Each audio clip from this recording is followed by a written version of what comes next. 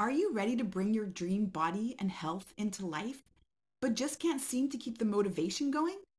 And is it finally time to address the self sabotage and the unwanted eating behaviors, such as binge eating, emotional eating, and nighttime eating, that are getting in the way of your goals? Do you ever wonder what it would take for you to feel in control of your rituals so that you can stay consistent and see results? Welcome to this week's special Make Peace with Food Minisode on the Fall in Love with Fitness podcast, where you'll learn how to overcome unwanted eating behavior and other self-sabotaging habits by shifting your nervous system so that your body works with you instead of against you.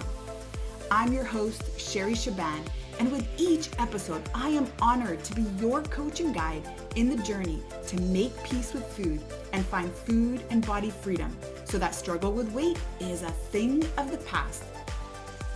When you tune in every Thursday on the Fall in Love with Fitness podcast, you'll catch the latest conversation on unwanted eating behaviors and learn how to shift the nervous system, rewire the brain to new patterns, and end the food and body obsession so you finally feel relaxed and no longer confused around food. In this week's episode, I share the 6 reasons why diets fail and how they ultimately lead to long-term weight gain and food obsession every single time. Now, you're going to want to tune in if you're tired of dieting and food restrictions that never seem to stick. You experience anxiety and overwhelm when it comes to food, what to eat, and when to eat it. You feel so confused about what you're supposed to eat. You're ready to end the food obsession and constant worry about weight, which never seems to help anyway. And you want to learn how to eat to release weight for good without ever dieting again. Now, before we begin, I want to quickly invite you to grab a free copy of my Food Freedom ebook I have for you on makepeacewithfood.com. And if you find that this conversation resonates with you today, then maybe consider sharing it with someone who you know may need to hear it too. And if you feel called, then I also want to invite you to join our free Make Peace with Food Facebook community at myfoodfreedomlifestyle.com, where you can connect with me and my team directly. All of the links are in the show notes. All right, athletes, now let's get to it. We're going to start to talk about why diets fail. And I'm so excited for this conversation because I've been in the health and fitness space going on to 25 years now. Yep, I'm old, I'm getting up there. And what's super interesting about this conversation is the moment that we actually give up dieting, give up food restriction, give up all that mental headspace that's constantly invested in what we're going to eat, how much of it are we going to have, what time do we eat, what can we not have, and how does that impact my weight, how does that impact my body. And we really start to get away from that, get out of the mind and get more into the body. That's actually when we start to see the results that we've always wanted. And so if you are here today, this is a very important conversation. In fact, one that I really hope you take to heart. And if you are still currently dieting, or if you're really still focusing on what to eat, what not to eat, and feel super confused about food, maybe today, this will be the day that we actually start to look at nutrition in a different way, and we start to look at our goals in a different way. I want to share with you first why, again, this conversation is super important to me. And maybe you've been in this group long enough, maybe you've heard my story, but I ran a gym for about 10 years, and this was up until about the pandemic. And prior to that, I got into the health and fitness space in my early 20s. This was a little bit by accident. I actually joined a gym for the first time because I wanted to overcome major back pain. When I was a teenager, I was struck by a car and I ended up having back surgery. It was actually an emergency surgery.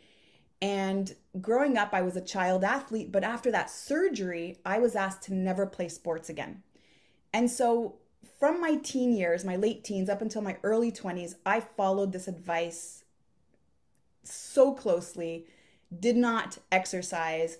I believed because doctors told me that if I did exercise, even going for a run or lifting weights or playing volleyball or swimming, that this could create more issues and damage in my spine.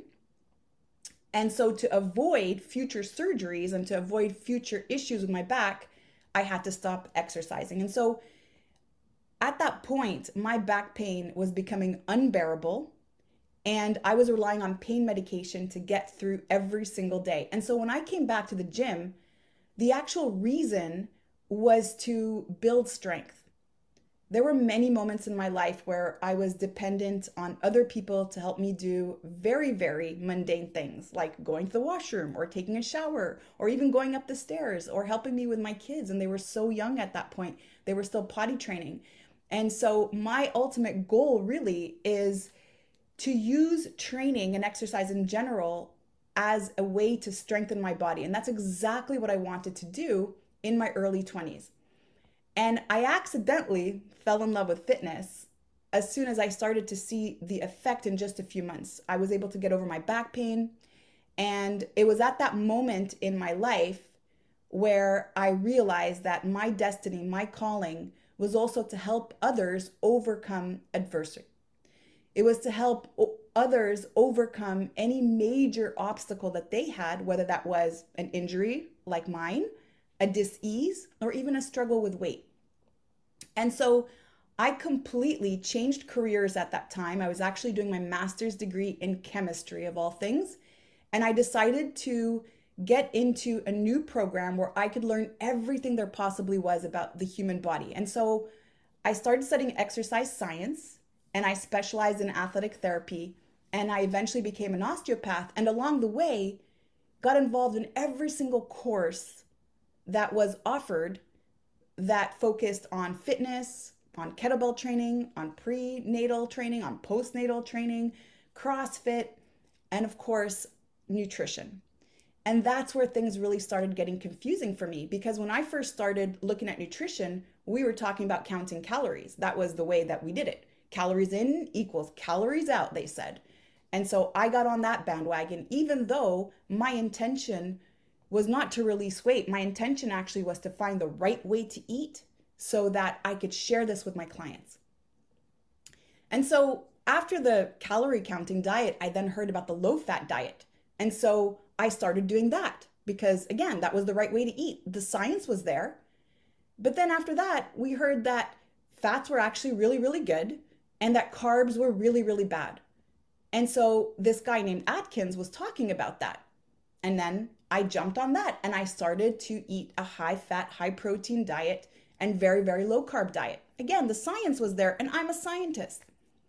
But then I joined the CrossFit world and everybody was talking about eating like a caveman. And so there was so much truth behind that.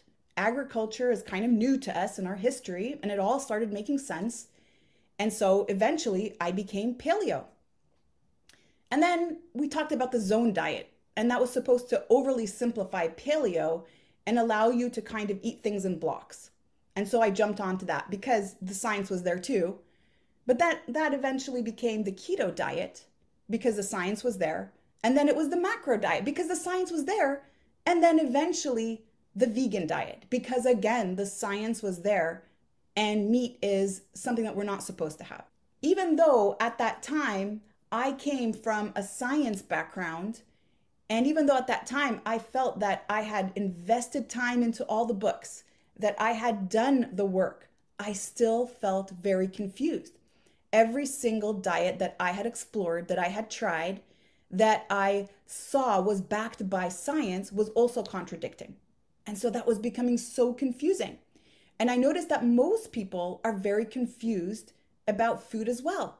They may have heard a particular rule 11 years ago that may not even hold water, that may not even have even worked for them specifically, and yet they're still trying it. They're still trying to apply that rule. They're still in that belief system. And so Nicholas is asking, how many diets have you tried and have they created confusion? So if you're tuning in right now, that is something that we're talking about. How many diets have you tried? And are you confused about some of the rules that may be contradictory between one diet and the next. I want to give you this as you walk away with this today. I want to give you 6 reasons why diets will fail. And maybe, if you've been in this space, again, for a long time, I want you just to ask yourself this. If you've tried dieting for not just years, but decades, but never got the result that you want, is it time to try something new? Because what they say is repeating the same thing over and over again, expecting a different result, is called what? Insanity. Yes. So that's the big ultimate question. Why are we still trying to go about it in the exact same way when we know that it never created the results that we wanted? Or maybe it did, but just for a short amount of time before all of a sudden we went right back to where we started and maybe even put on more weight than where we first started. I'm going to share with you now 6 really important points. And I was trying to narrow this down because I can share 20 reasons why diets fail every single time. But the first reason why diets fail is because they are not sustainable. They are not sustainable. They are too extreme.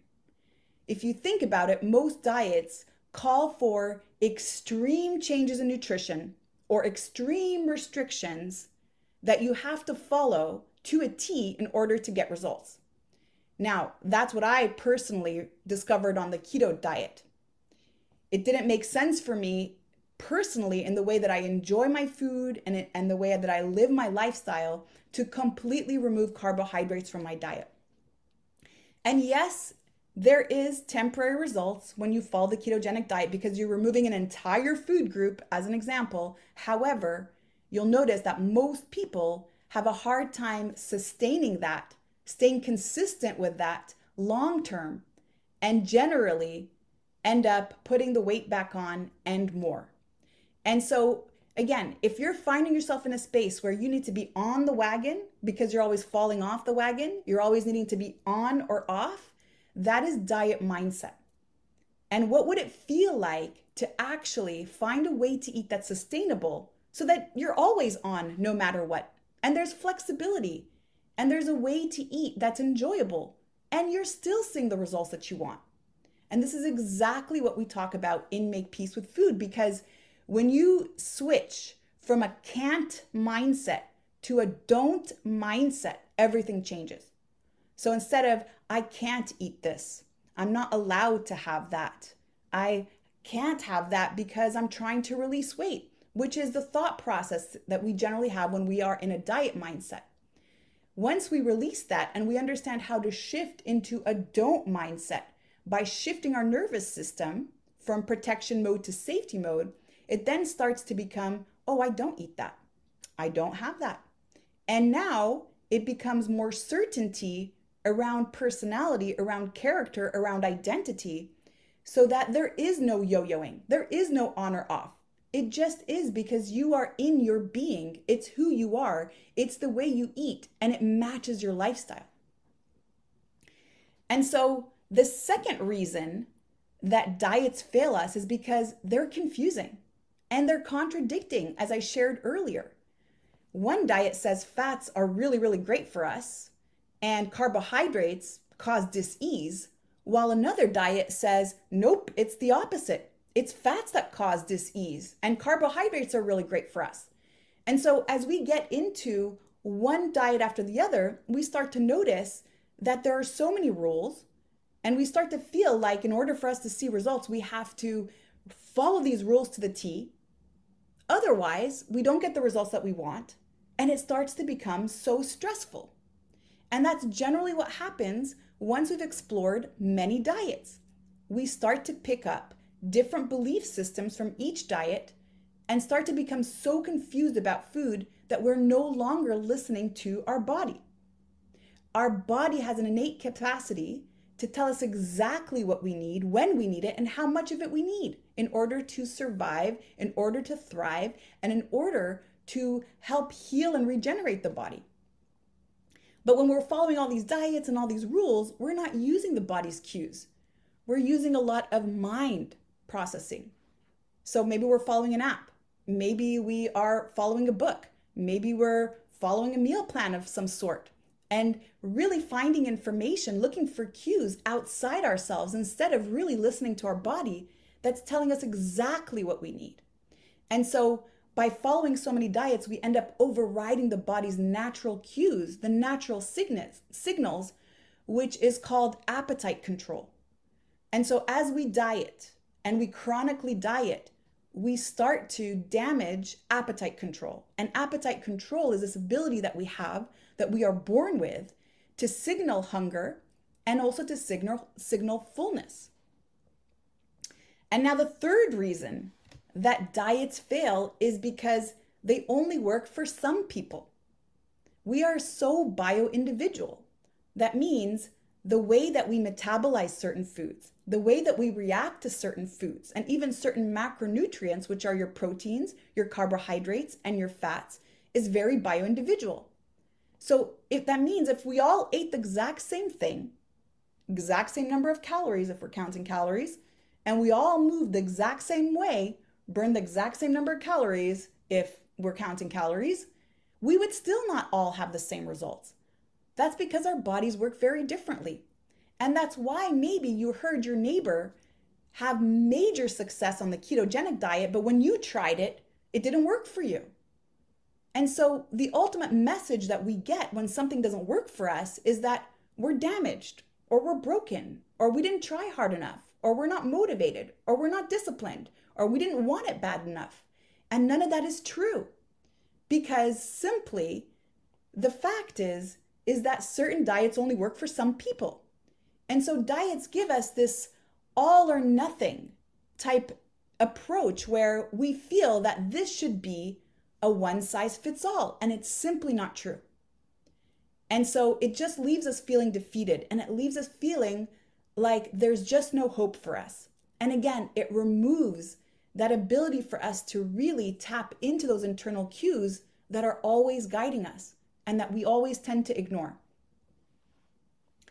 Now, number 4 is that diets generally are overly simplified, right? And I think the greatest example of this is calories in equals calories out, right? All you have to do is download an app, count all the calories that you consume, and then count all the calories that you burn, and there you go. There's your balance.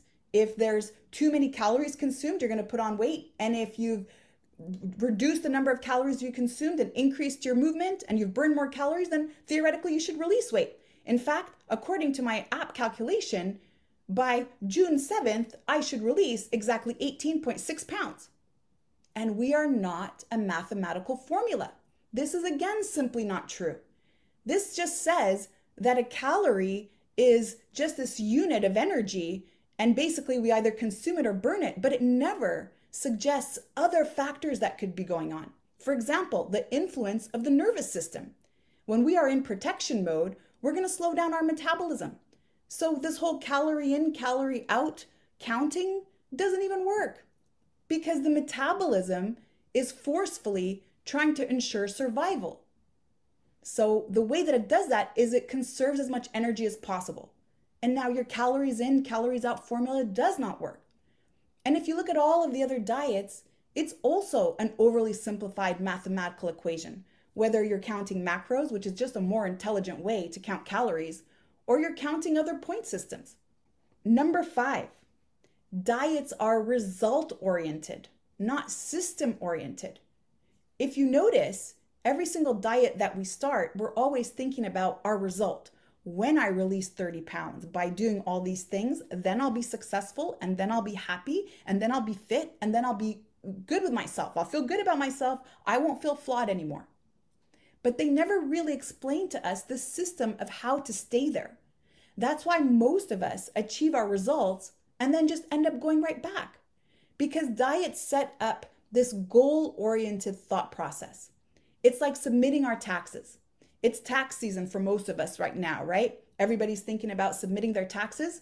What are we going to do right now? We're going to collect all of our information, maybe all of our bills, get all our accounting sorted out. And then what do? We send it off to the accountant, and then that's it, done. We forget about it. We don't have to think about it again until next year. And so when we have the same goal-oriented thought process around our weight or around our fitness, we behave the same way. The moment that we release that weight that we've been trying to release, we stop working. And so we set it up in our mind that it's just temporary, that we just have to do it up until a certain point. And once we achieve it, we stop working. And so by understanding how to step into the being, so instead of focusing on releasing 30 pounds as an example, focusing on becoming the person who is 30 pounds lighter is how we're able to keep those results and to sustain them over time. Because eventually what we're saying is we're not just looking for goals. We're not just trying to get that result of releasing weight. We're actually transforming our entire lifestyle so that, again, we're not ever off the wagon. There is no wagon. We're just always living our day-to-day life 24 hours at a time with adaptability and flexibility. Protection mode, which by the way is reason number 6 why diets fail, diets actually trigger protection mode.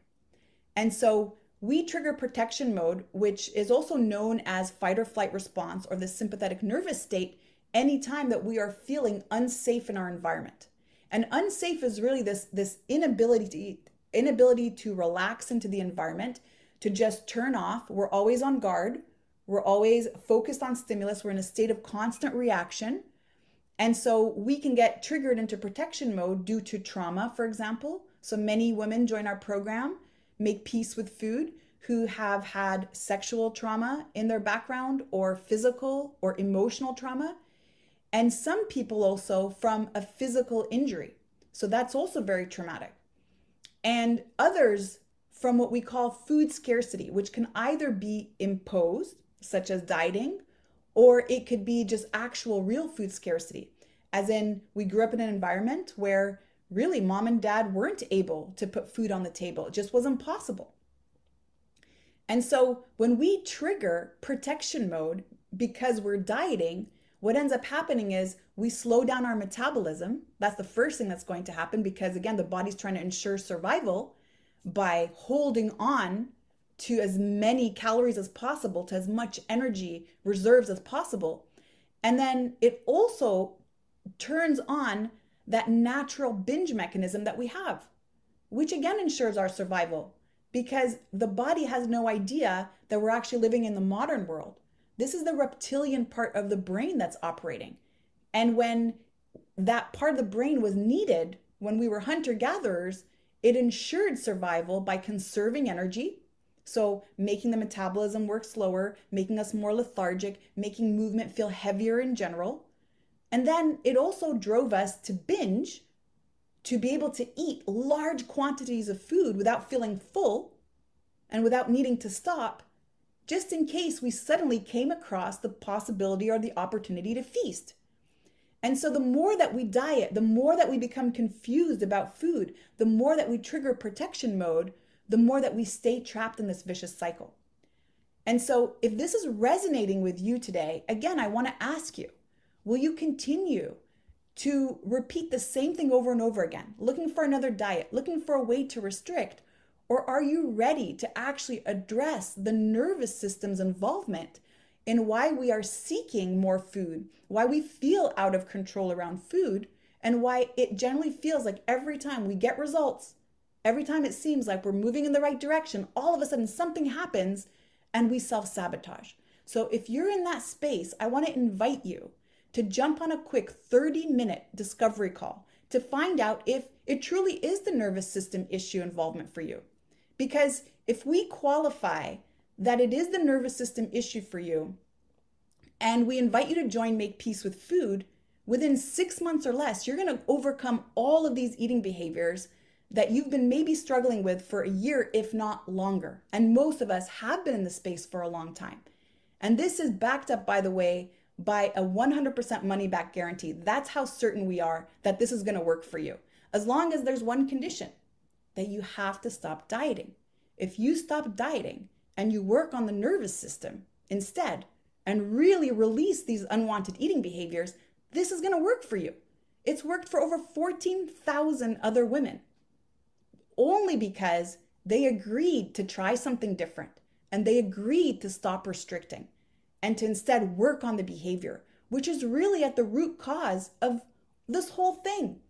we're putting on weight or we're struggling with our weight, not because we have a hard time finding the right information or the right diet to help us release weight. I think by now we know that the information's out there. It's everywhere. In fact, there's too much of it. It's so confusing. And if you're open to instead working on the behavior, which is resulting in the overeating, which is resulting in the mindless eating, in the emotional eating, in the evening snacking, and you abolish this behavior, imagine how that would impact your body. And that's why we call that effortless effort. It's because truly when you're in this space, you don't have to overexercise. You don't have to restrict. You don't have to focus on weight and body and calories and food all the time. Your body's going to start calling for the food that it needs in the right amounts that it needs at the right time. And it's going to feel full and stop asking for food and even stop thinking about food once it's satisfied. And so if you resonate with this, go ahead and grab a 30-minute spot. Either way, you're going to get value out of this call. It is a win-win situation. And that's really what this group is about. It is to empower you to really realign with your body's cues, to shift your nervous system, and to stop dieting and restricting, and to finally make peace with your body and make peace with food so that health and fitness is a natural way of being for you, and that struggle with weight is a thing of the past. So with that, I will wish you a beautiful rest of your day, and I will see you all next week. Thank you for listening to this week's Make Peace with Food Minisode on the Fall in Love with Fitness podcast. If this has resonated with you today, I want to invite you to subscribe to the show so you never miss a beat. And if you know someone who could benefit from this conversation, then please share this episode with them. Let's work together to help as many people as possible make peace with food and fall in love with fitness. And by the way, I need to mention that if you rate and review this podcast on iTunes and send over the screenshot to Sherry at sherryshaban.com, you'll receive a $500 voucher to join me at one of my upcoming retreats or to use it in our Make Peace with Food coaching program. And don't forget to visit myfoodfreedomlifestyle.com to join the free Facebook group for more resources. And remember, athlete, you are an inspiration. I cannot wait to hear your story.